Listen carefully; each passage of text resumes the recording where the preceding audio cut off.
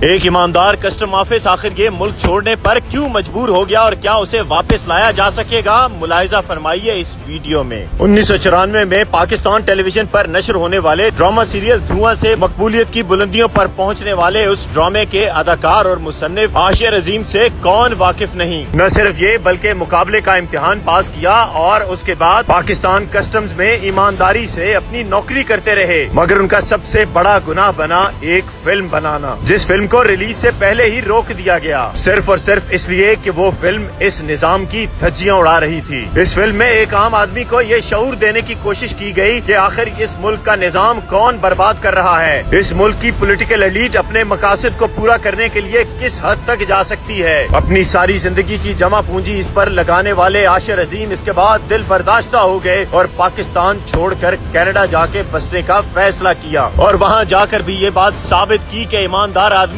पूरी दुनिया में ईमानदारी से अपनी मजदूरी करके अपने बच्चों के लिए रिज़्क़े हलाल कमा सकता है। कनाडा से उनकी एक तस्वीर बहुत वायरल हुई जिसमें वो एक हैवी ड्यूटी ट्रेलर चला रहे थे। अपने दिल पर हाथ रखिए और अपने खुदा को हाजिर नाजिर रख के अपने आप से एक सवाल पूछिए कि आप और कितने ऐसे सरकारी अफसरों को जानते हैं जिनकी बैरून मुल्क में कोई जायदाद न हो, वो मेरिट पे उस मुल्क की इमिग्रेशन लेकर वहाँ गए हो और वहाँ जाकर भी रिज़्क़े हलाल कमा रहे हो। मगर क्या कहें, ऐसा ही निजाम है इस वतन अजीज का। लेकिन देर आए दुरुस्त आए। पाकिस्तान तहरीक इंसाफ पंजाब की रुकन समीबा ताहिर ने पंजाब असेंबली में एक करारदाद जमा करवाई है जिसका मतन ये है कि आशिर अजीम एक मुहिब्बे वतन पाकिस्तानी हैं, उन्हें पाकिस्तान वापस बुलवाया जाए और उनकी कस्टम की नौकरी दोबारा बहाल की जाए, क्योंकि आशिर अजीम आज भी पाकिस्तान से उतनी ही मोहब्बत करते हैं और अपना तारुफ बतौर पाकिस्तानी ही करवाते हैं। और जब उनसे पूछा गया कि वो कनाडा क्यों आए तो उनका जवाब था कि मैंने अपनी जिंदगी की जमा पूंजी तो लगा दी, लेकिन मैंने कुछ लोगों से कर्ज भी ले रखा था जिसको उतारने के लिए मैं यहाँ आया और मैं यहाँ पर एक